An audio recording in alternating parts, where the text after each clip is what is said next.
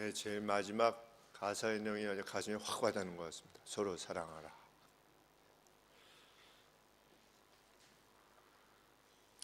지난주에 믿음이란 과연 무엇을 추구하는 것이 믿음인가에 대해서 믿음의 정의를 배우게 되었습니다.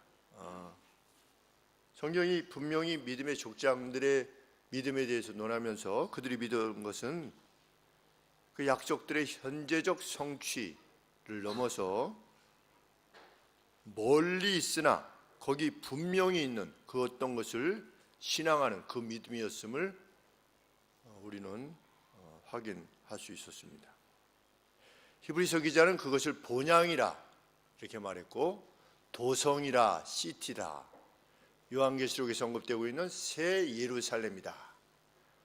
마치 신부가 신랑을 위해서 단장한 것 같은, 부족함이 하나도 없는 완벽한 형태의 그 도성, 거기 분명히 있는 도성을 향해서 그들은 나아갔다.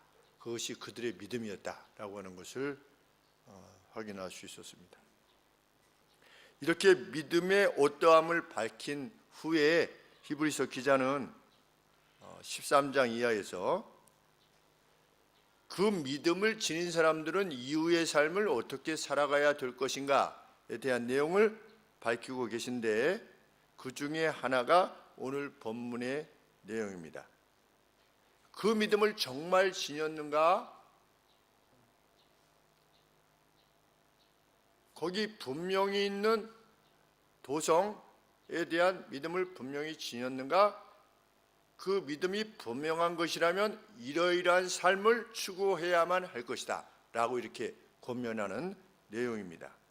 히브리서 기자는 이렇게 7절에서 권하고 있습니다. 너희들을 이끌었던 이들을 기억하라. 너희에게 하나님의 말씀을 전했던 이들을 기억하라. 과거에 너희에게 처음 복음을 전했고, 지금은 순교로 인해서 세상을 떠났던, 아니면 자연적으로 떠났던, 병으로 떠나셨던, 아니면 여러 가지 이유로 사역지를 떠나서 이제는 만날 수 없게 되어진 그분들이던 과거 시제로 너희를 이끌었던 이들을 기억해라.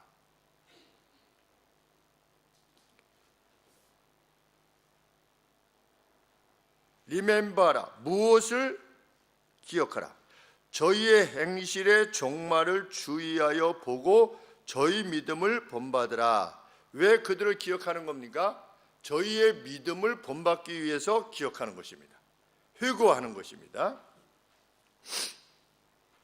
과거 그들에게 복음을 전해주었던 그들의 삶의 본보기로 기억하라는 것입니다. 그때 내게 복음을 전해주었던 그분이 그랬었지.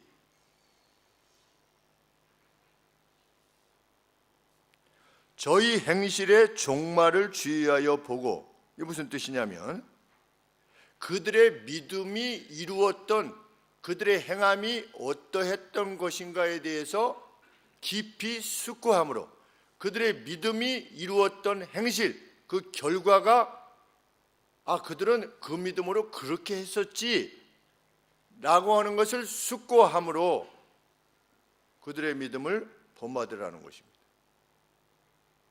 오늘 우리의 행함을 결정하라는 것입니다. 저 같은 경우는 그때 장경재 목사님께서 그렇게 행하셨지 라고 기억하는 겁니다.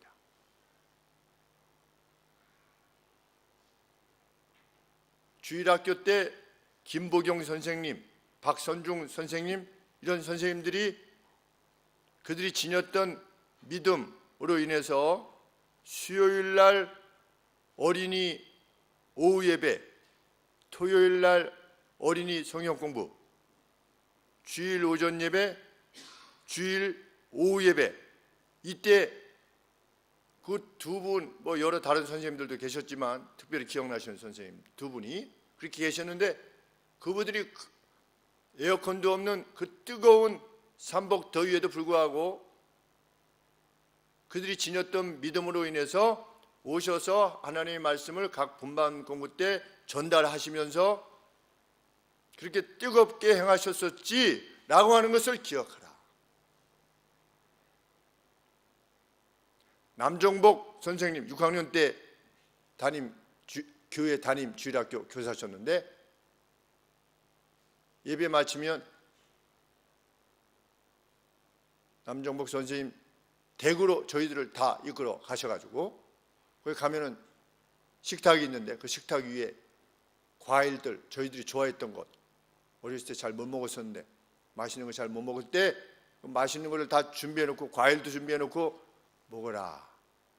한 반에 한 6, 7명 이렇게 되는 먹이고 가르치시는 거는 정말 재미없었으나 언제 끝나나 이렇게 정말 재미없었으나 그거 먹으려고 그 먹는 기쁨에 선생님 댁에 가면 맛있는 거 먹겠구나. 그런데 지금 기억나는 선생님은 여러 담임 선생님들이 계셨지만 그 선생님이 기억나는 겁니다. 그 믿음으로 우리를 그렇게 뜨겁게 사랑해 주셨는데 털 보셨는데 이렇게 조금만 수염 안 깎으면 여기 막 수염이 이렇게 많이 나셨던 선생님이신데 너희들을 이끌었던 너희들에게 말씀을 전해주었던 그들을 기억하라.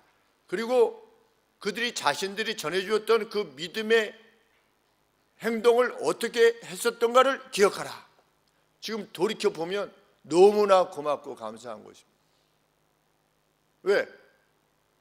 그 헌신을 먹고 오늘날 목사가 되었기 때문입니다. 그 헌신을 먹고 믿음의 사람들로 지금 성장해 왔기 때문입니다.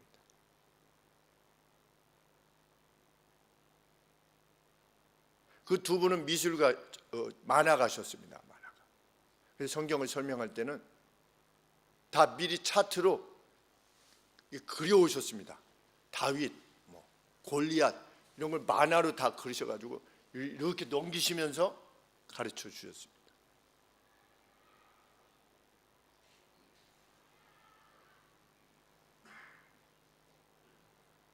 믿음을 본받는다는 것은 그 믿음을 전수해 주었던 분들의 행동을 본받는 것입니다. 그것이 믿음을 본받는 것입니다.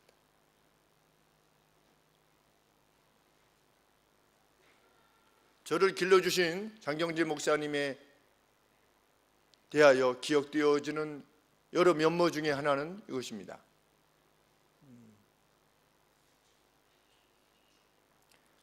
하늘소망교회가 제일 처음에 1998년 1월 4일 날 방화동에 개척했습니다. 개척하고 한 1년 만에 한 32분 정도가 됐습니다. 그래서 너무 공간이 좁았습니다.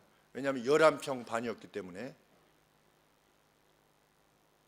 그래서 주변을 찾아보다가 도저히 교회는 시끄럽다고 안 주고 사실 시끄럽지도 않은데 정말 조용한 곳이 교회인데 안 주고 월세를 또 잘 안 낸다고 그래서 또 안 주고 그래서 결국 장소를 찾지 못해서 할 수 없이 일산 초입으로 오면 프레지오로 이렇게 모시면 성도님들 모시면 18분 정도 되면 오니까 그렇게 모셔야 되겠다 그래서 일산으로 이사 왔습니다. 그래서 이름을 일산소망교회로 서서울 소망교회에서 변경했습니다. 그런데 노예가 모이면 이름을 바꾸는 것을 허락받아야 됩니다. 그래서 제가 노예의 교회 명칭 변경권 해서 이제 서류를 올렸습니다. 그래서 이름이 서서울 소망교회에서 일산 소망교회로 이렇게 바뀌게 됐습니다. 그래서 이제 이게 바뀌게 됐구나 이랬는데 이제 다 거짓 끝났는데 장경재 목사님께서 의장 그러니까 원로 되신 목사님이 의장 이러니까 네 장경재 목사님 말씀하시죠. 그러니까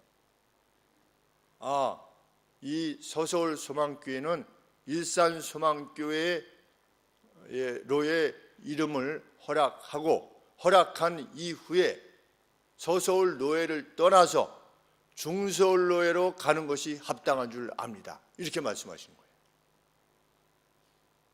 지역적으로 그 방화동은 서서울 노예인데 일산은 중서울 노예라고 하는 노예 소속 그 위치 자체가. 그런데 다른 교단들은 내가 이쪽에 속해 있어도 내가 원래 있었던 거기 사람들이 좋고 친하고 가까우니까 그냥 거기에 보통 있습니다.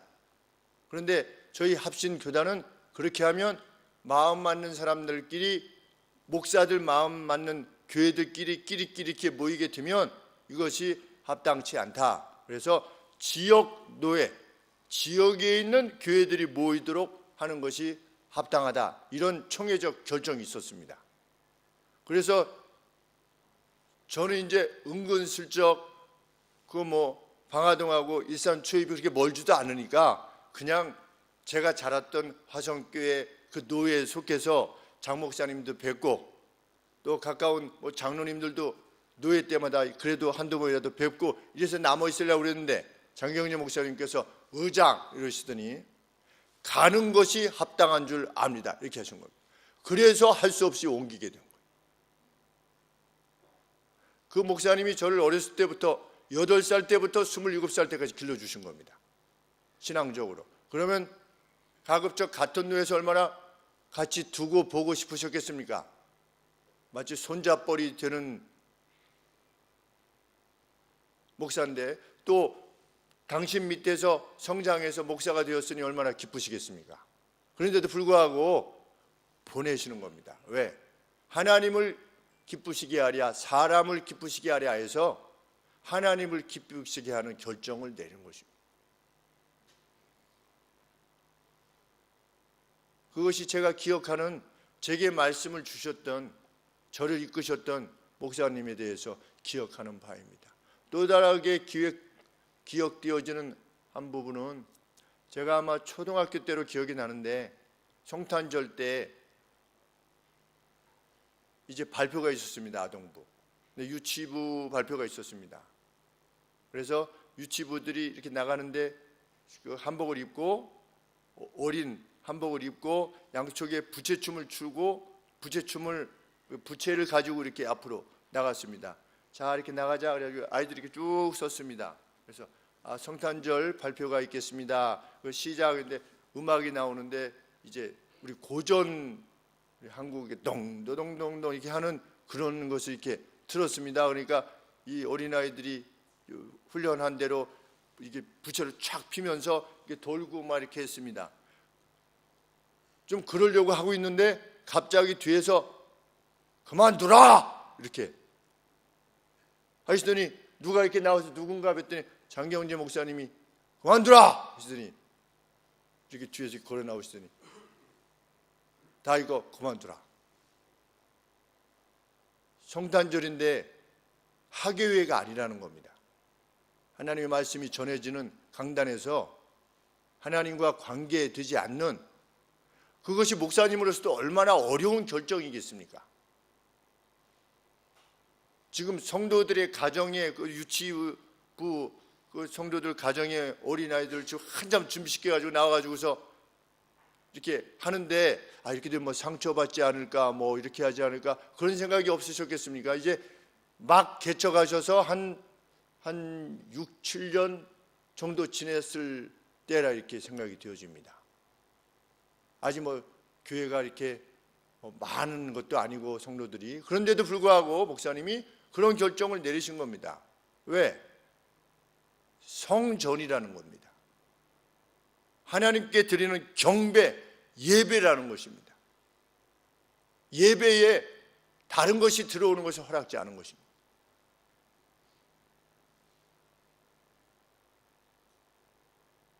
어떤 상황이 됐을 때 저도 기억하는 겁니다. 목사로서 목사님은 어떻게 하셨는가? 하나님께로 향한 경외는 과연 어떤 모습이었는가? 라고 하는 것에 대한 귀한 교훈을 가지고 있는 것입니다. 리멤버하라. 너희를 이끌었던 이들, 너희에게 복음을 전해주었던 이들의 그 믿음을 기억하라. 그들의 행위가 어떤 것이었는가를 기억하라. 우리는 2000년의 역사를 통해서 그 믿음의 행위들을 본받아왔던 이들의 그 믿음과 그들의 행위들을 기억하고 우리의 삶 가운데서 실현해 나가는 사람들입니다. 그걸 믿지 않는다면 그런 교회에 나올 필요가 없는 것입니다.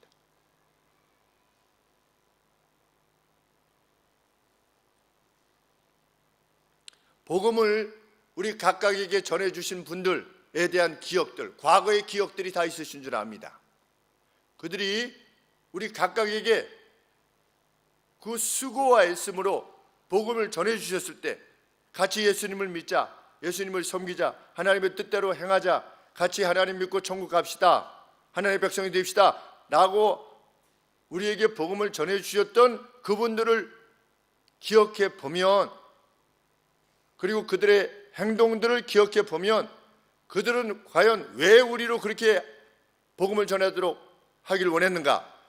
그들 자신의 행동과 같은 행동을 취하기를 그들이 원했기에 우리에게 복음을 전해준 것입니다. 우리에게 교사 역할이 맡겨졌다. 그러면 나중에 자신들이 복음을 전했던 그 누가 성장해서 교사가 됐을 때 정말 그들이 자기들이 그렇게 헌신했던 것처럼 이 다음 세대에 자라난 이들도 그 다음 세대를 위해서 헌신할 수 있게 되기를 위해서 복음을 전한 것입니다.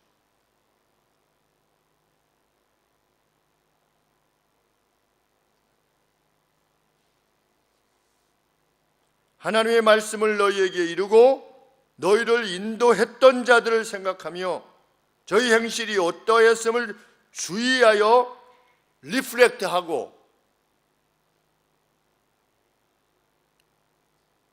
깊이 상고하고 저희의 믿음을 본받으라.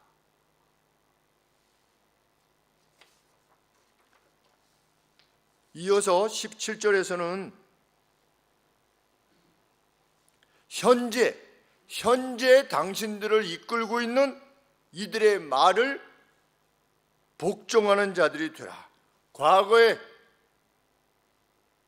있던 분들에 대한 언급을 마친 후에 지금 이끌고 있는, 당신들에게 복음을 전달하고 있는 너희를 인도하는 자들에게 순종하고 복종하라.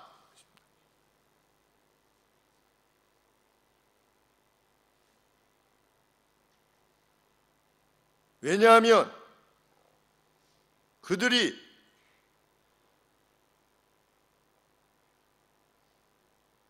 보고를 위해서 자신들에게 맡겨진 성도들의 영혼들을 계속하여 치고 있기 때문이다.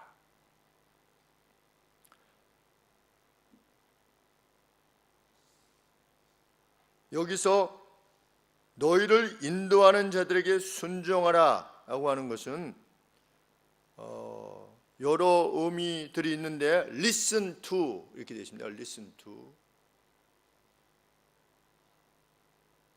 주의 깊게 듣는 것입니다. 말씀에 비춰봐서 나로 하여금 어떻게 행할 것인가를 말씀해 주실 텐데 그 말씀의 내용이 무엇인가에 대해서 정말 듣고자 하는, 듣는 이유는 무엇입니까? 우리가 말씀을 듣고자 하는 이유는 무엇입니까? 행하고 따르기 위해서 듣는 겁니다. 우리가 이 자리에 나와 있는 것은 하나님의 말씀을 듣고 따르기 위해서입니다. 너희는 어떤 자들이 되라, listen to 하는 이들이 되라. 근데 이 단어가 또 다른 의미에서 뭐냐면 follower가 되라, 추종하는 이들이 되라, 그 말씀을 따르는 이들이 되라. 마지막으로 pay attention to 그랬습니다. 주의를 기울이는 자가 되라. 강단에서 외쳐지는 하나님의 말씀, 성경 공부 시간 때, 정죄 기반 때 외쳐지는 말씀, 이 말씀에 주의하여 따르기를, 그 따를 때 어떤 정도까지 순교를 각오하면서까지 그 길을 따르기를 원하는 이들로서 그 자리에 있어라.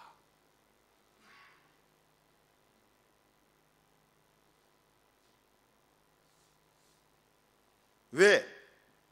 그들은 저희는 너희 영혼을 위하여 경성하기를 자기가 회개할 자와 같이 행하기 때문이다. 이게 무슨 말씀인가? 성도들을 이끄는 이들은 목사, 또 전도사님, 또 구역장, 교사, 이런 이들 모두를 포함할 것입니다. 성도들을 이끄는 이들은 목자장 되신 주님으로부터 권위를 위임받아서 성도들을 이끌게 됩니다. 그런데 그렇게 이끄는 성도들은 훗날 주님으로부터 맡겨진 양들을 어떻게 쳤는가? 양을 치어야 되는데 양을 친 것에 대해서 반드시 어카운트를 보고하게끔 되어 있다는 겁니다. 그것이 저 자신의 확신입니다. 목사로서 저는 어떻게 될 것입니까? 주님 앞에 가서 내가 내 양떼들을 너에게 위임했는데 너는 어떻게 목회를 했느냐? 내 양들을 너는 어떻게 돌아봤느냐? 이렇게 회개할 어카운트를 기브 어카운트라고 돼요.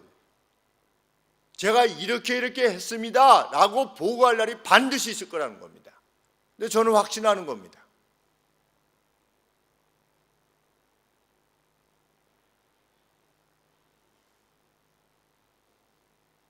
하나님은 양을 위한 가르침이 어떠했는지 물으실 겁니다. 네가 어떤 방법으로 내가 맡긴 양들을 돌봤느냐? 그때 네 의도는 무엇이었느냐에 대해서 하나님 앞에 보고할 날이 반드시 있을 것이라는 겁니다. 그런데 사람 눈치 보고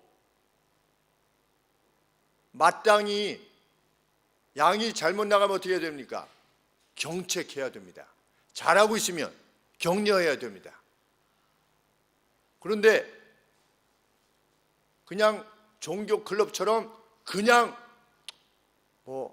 이런 말 하면 무슨 상처를 받으려니 이렇게 해서 만약에 하지 않으면 그래서 그 사람이 지옥에 가게 되었다. 복음을 제대로 알지 못한 채로 그냥 자기 생각대로 하게 되었다 할 것 같으면 나중에 그 책임을 반드시 묻게 될 것이다.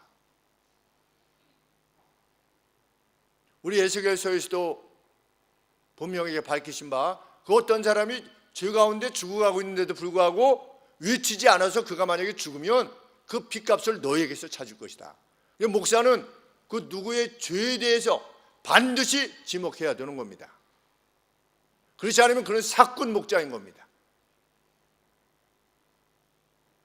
그렇게 히브리서 기자는 너희를 이끄는 이들이, 복음을 전하는 이들이 지금 무엇을 목적하여 사역을 하고 있느냐? 주님 앞에 보고할 날이 반드시 있다는 사실을 믿는 확신 가운데 당신들을 치고 있다는 사실을 기억하고, 그렇다면 그의 의도는 어떤 것이겠습니까? 분명 선한 것이어야만 하는 겁니다.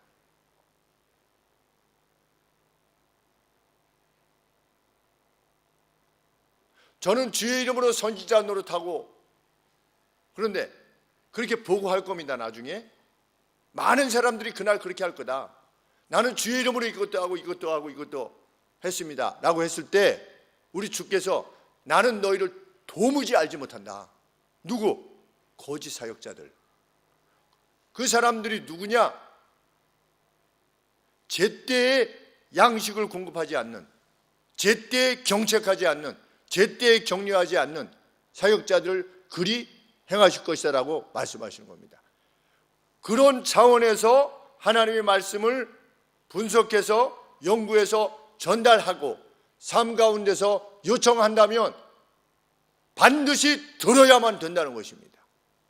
순종하고 주의를 기울이고 듣기를 힘쓰는 이들이 되라.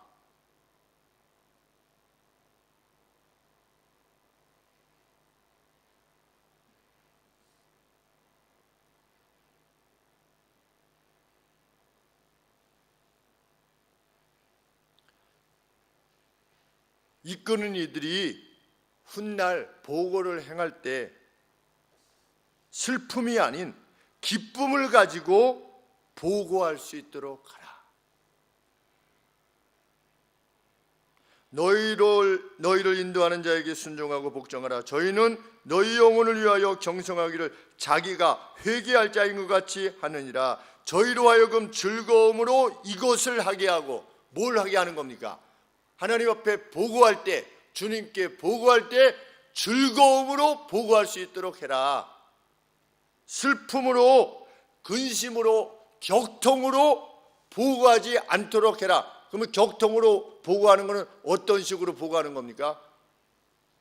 주님, 제가 이러이러해서 제발 이거 하지 말고 제발 거기서 벗어나십시오, 제발 이렇게 하십시오 라고 했는데 결국은 그 영혼이 그렇게 순종하지 않았습니다 라고 하는 근심을 안고 보고하지 않도록, 기쁨으로 보고할 수 있도록, 주님, 제가 주님이 맡기신 이 사역에 대해서 기도하면서 이러이러 해가지고 하나님의 말씀을 살펴서 이때는 성도님 이렇게 하시는 것이 합당한 줄 압니다, 저렇게 하는 것이 합당한 줄 압니다 라고 했더니 그분이 자기를 부정하고 자기 안에 있는 어떤 것들을 부정하고 주님의 뜻을 따라서 이렇게 결정을 했습니다. 주님 잘했지요? 이렇게 제가 잘 이끌었지요? 라고 하는 기쁨을 가지고 주님한테 보고할 수 있도록 성도들이여, 너희를 인도하는 자들에게 순종하고 복종하라.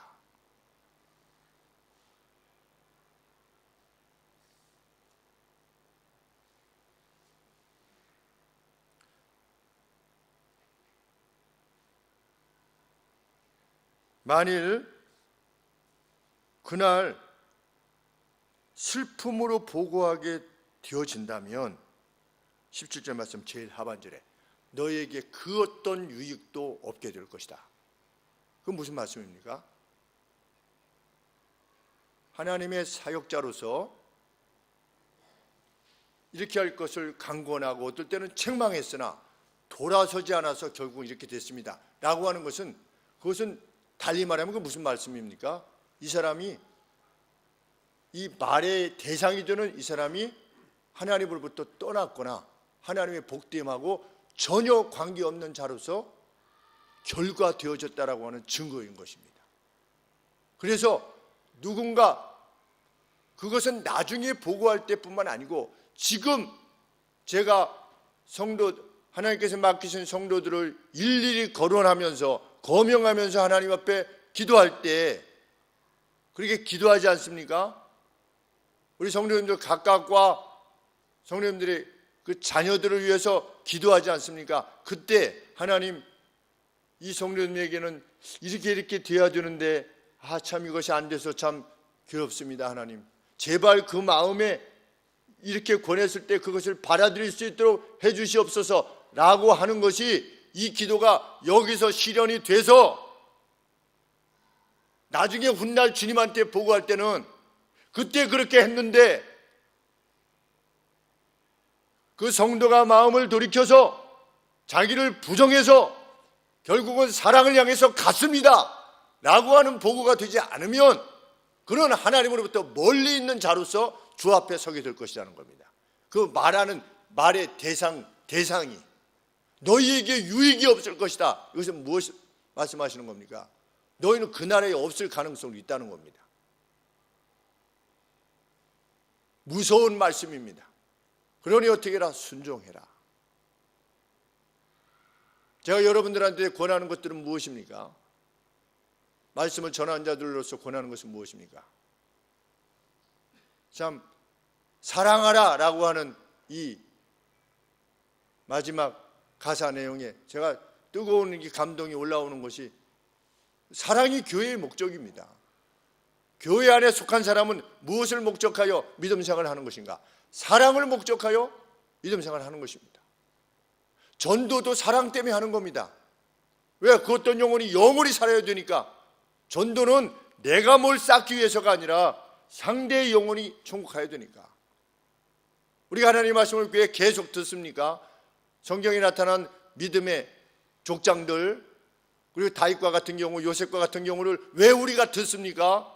그들은 용서했습니다. 자기를 부정했습니다. 죽일 수 있는 기회도 2번이나 있었으나 죽이지 않았고, 그것으로 말미암아 정말 수많은 고통을 감내해야만 됐습니다. 요셉 역시 자기를 팔았던, 죽이고자 했던 자기 형들을 사랑으로 품고 사랑으로 품는다는 것을 어떻게 알 수 있습니까? 그가 통곡하며 울었다. 형들을, 자기를 판 형들을 만났을 때 통곡하며 울었던 겁니다. 왜? 반가워서 자기를 팔아넘겼는데 노예로,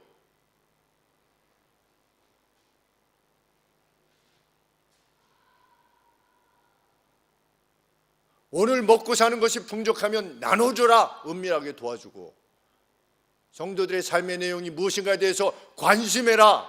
이거 다 목사의 입술을 통해서 하나님께서 각각 본문을 통해서 우리들에게 말씀해 주시는 거 아니겠습니까?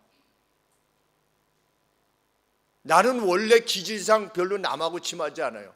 그러면 그는 성경이 말씀하고 있는 내용과 달리 해갈 수 있는 것입니까? 불가능한 것입니다. 그날이 되면, 얼마 안 남았습니다. 그날이 되면 주님으로부터 그것이 사실이었음을 확인받게 될 것입니다. 나는 내 나름대로의 방식으로 내 길을 간다. 그것은 하나님을 섬기는 것이 아닌 것입니다. 하나님을 섬긴다는 것은 로드십을 주님께 드리는 겁니다. 주인 되심을 주님께 드리는 겁니다. 주인의 말을 따르는 겁니다. 하나님이 하지 말라고 하는 것은 하지 않는 겁니다. 저 사람이 어때서 제가 이렇습니다. 관계없는 겁니다. 우리는 하나님 보고 행하는 것입니다. 왜? 과거의 믿음의 성도들이 하나님 보고 행했기 때문입니다. 하나님이 준비하신 도성, 우리의 본향이 있는 것을 정말 확신한다면,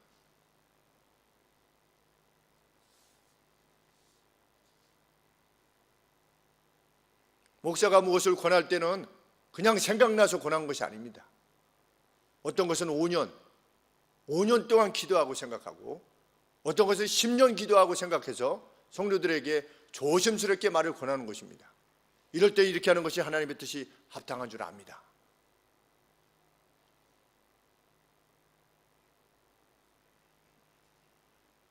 그날 크나큰 슬픔으로 잃어버린 영혼으로 말미암아 하나님 앞에 보고하는 일이 없기를 간절히 소원하는 것입니다.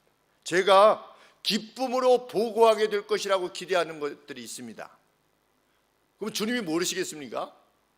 주님이 이미 다 아시겠죠. 지금 제가 뭐 보고하든 안 하든 다 알고 계시지 않겠습니까?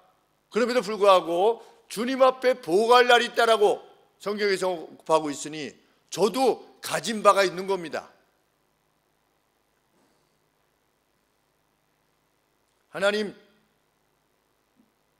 성도들끼리 은밀하게 도우라고 그랬는데 제가 직접 그 누구에게 권하지 않았는데도 불구하고 그분이 먼저 알아서 그 말씀을 듣고 성도들의 어려움을 통해서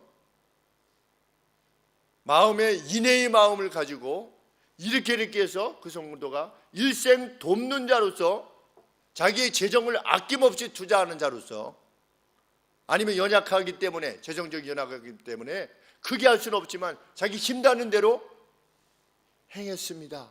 이 기쁨의 보고, 그분이 그렇게 변했었습니다. 성장했었습니다.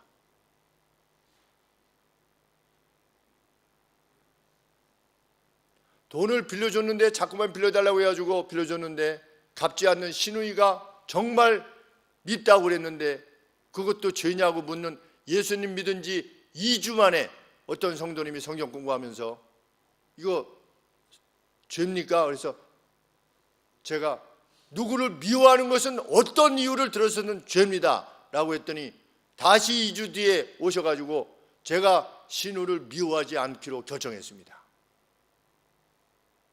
우리 화평교회 박화숙 지금 권사님 되셨을 텐데, 그 권사님이 예수님 믿으신 지 2주 만에 그렇게 말씀하신 겁니다.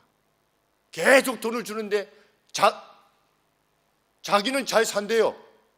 그 돈 가지고, 빌려준 돈 가지고. 그리고 얼마나 힘들겠습니까? 자기는 아껴서 이렇게 좀 모아놓으면, 이게 좀 잠깐 빌려달라고 가지고 빌려주면 안 갖고 가면 그분 집이 더 잘 먹고 잘 살고, 에어컨도 뻥뻥 틀어놓고, 겨울에 그냥 난방에 가지고 막 짧은 팔 입고. 그런데 돈 빌려달라고 그러니까 그거 밉지 않겠습니까? 인간적으로. 그래서 그럼에도 불구하고 누구를 미워하는 것은 죄입니다.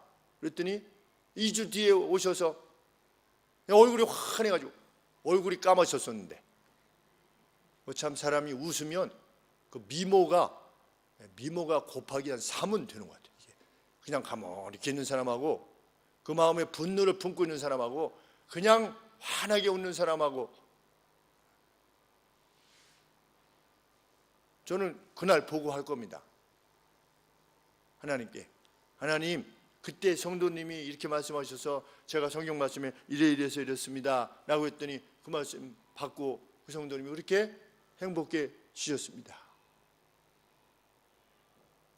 기쁨으로 보고할 것입니다. 그 기쁨 보고거리가 제가 있어야 되지 않겠습니까? 그 맛에 목사하는 거 아니겠습니까? 그 맛에 누가 하나님 말씀 듣고 죄로부터 멀어지고 무관심했던 사람이 다른 사람의 영혼에 대해서 관심하고, 교회 내에서 관심이 뜨거워질 뿐만 아니라 교회 밖에 그 누구에 대해서도 음식점에 갔는데 음식점 음식을 대접하는 이게 공급해 주시는 분에 대해서도 그냥 계속 따스한 겁니다. 교회 성도들을 대하듯이 누가 이렇게 음식 갖다 주면 아유 고맙습니다. 얼마나 애쓰십니까 이 더위에.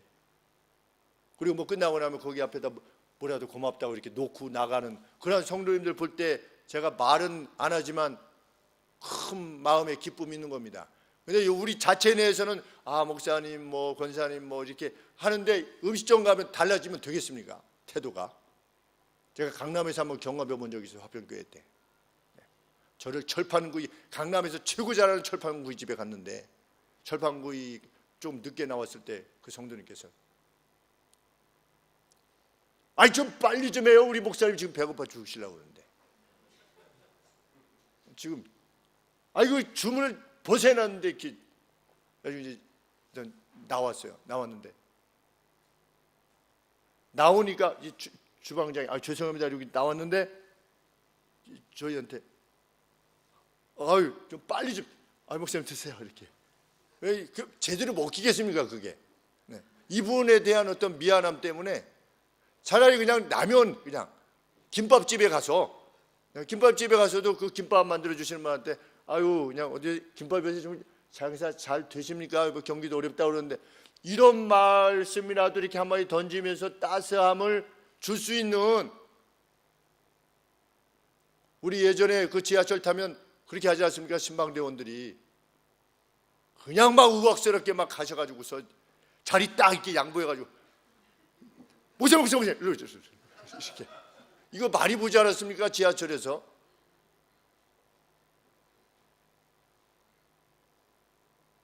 삶의 전 방향에 있어서 하늘소망교회, 적어도 하늘소망교회 성도다라고 하면 삶의 전방위에 있어서 그 누구에게도 인애로운 자로 비춰줄 수 있는 그런 자비의 사람이요, 인애의 사람이다. 자기 것을 나눌 줄 아는 사람이다. 그는 정의로움을 넘어서 행동하지 않는다. 자기의 이익을 챙기기보다 상대의 유익을 먼저 구하는 사람이다. 내 기분을 존중하는 것이 아니라 다른 사람의 마음을 존중하는 사람이다. 그는 본질적 가치에 더 치중한 사람이다.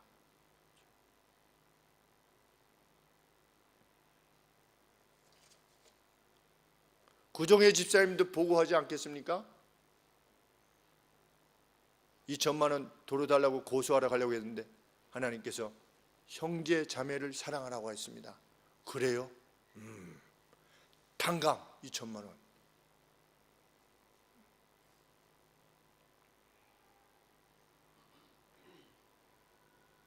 저는 성도님들에게 정지 기반 같이 오셔서 같이 교통하고 힘을 다해서 지속적으로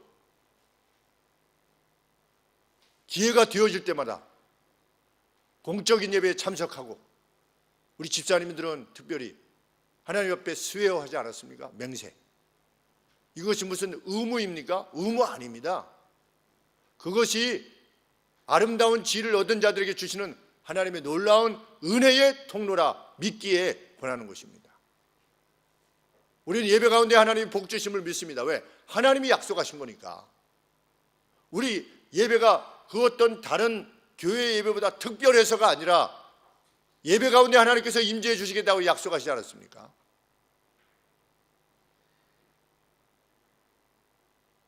초대교회 성도들은 매일 모였다.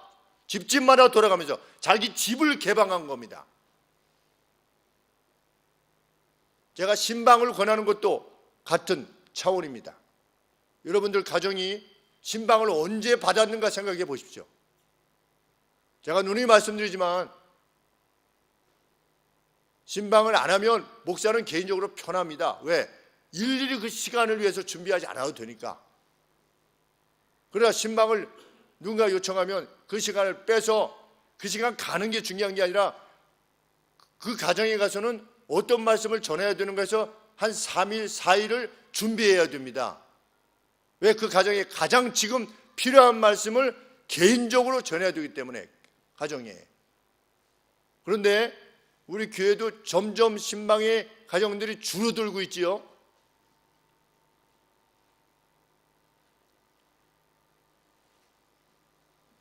하나님의 말씀으로 전하는 복됨, 그것이라고 우리가 정말 믿는다면 우리 이 점에 있어서도 진보해야 될 것입니다. 제가 이렇게 권하면서도 마음의 부담을 느낍니다. 왜? 그래가지고 확 많이 해주시면 제가 거의 이제 앵꼬가 나면은 힘들지도 모르겠다 이런 생각이 들지만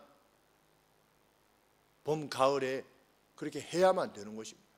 목사가 성도들의 삶에서 구체적인 기도의 내용이 무엇이고 지금의 형편이, 삶의 형편이 무엇인가에 대해서 알지 못한 채로 사역하는 그러한 목사가 어디 있겠습니까? 목자가 양의 형편에 대해서 알지 못한 채로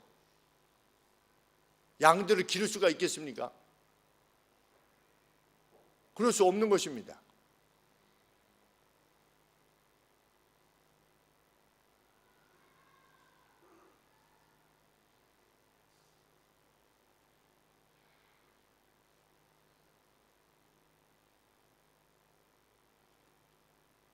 신방을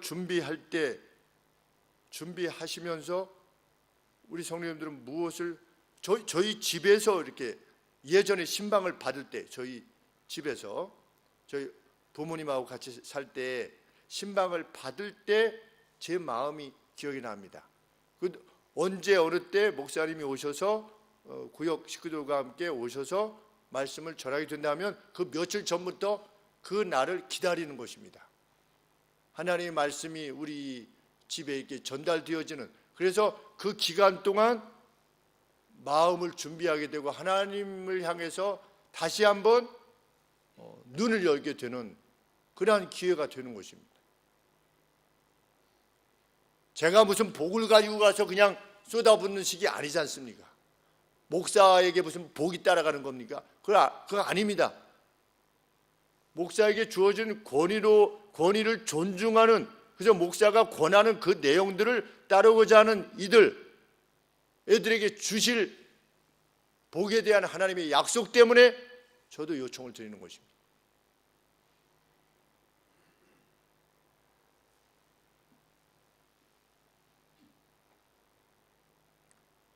우리 교회 자체 내에서 있는 일들에 대해서는 논하지 않는 것이 좋을 것 같아서, 이 외에도 우리 자체 내에서 많이 있습니다. 기쁨의 보고 할 내용들이. 그러나 여기서 서로 쑥스러우실 것 같아서 그렇게 안 하는 것입니다.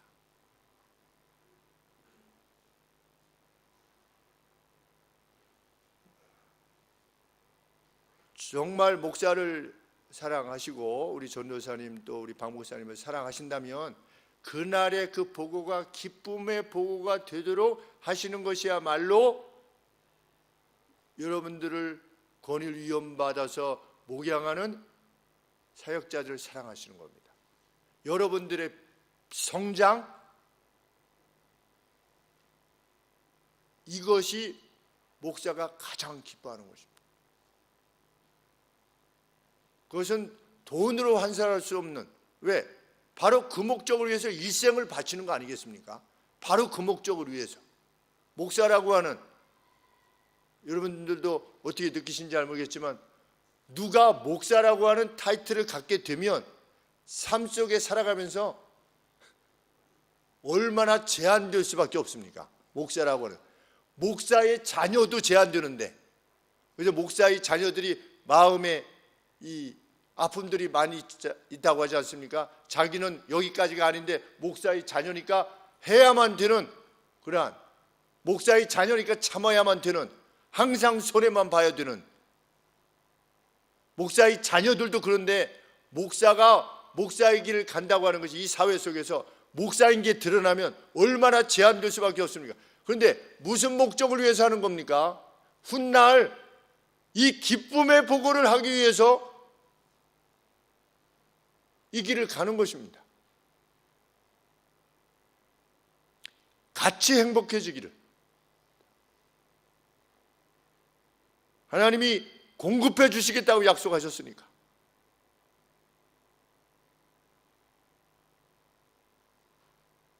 실로 그날 애끓는 슬픔으로 보고하는 것이 아니라 정말 기쁨으로 보고할 수 있도록 우리 성도님께서 말씀에 붙잡혀 있는, 주신 권고들 말씀에 순종하시는 참 그 성도님들 되시기를 소원합니다. 그 복됨이 넘치는 우리 교회 될 때에 이 모든 것들을 다 너에게 더해주마, 이 약속이 성취되는, 그래서 하늘소망교회에 속한 모든 성도들이 한결같은 주의 은총 가운데 거하게 되는 그러한 역사가 일어나기를 소원하며 함께 나가기를 원하는 것입니다. 기도하겠습니다.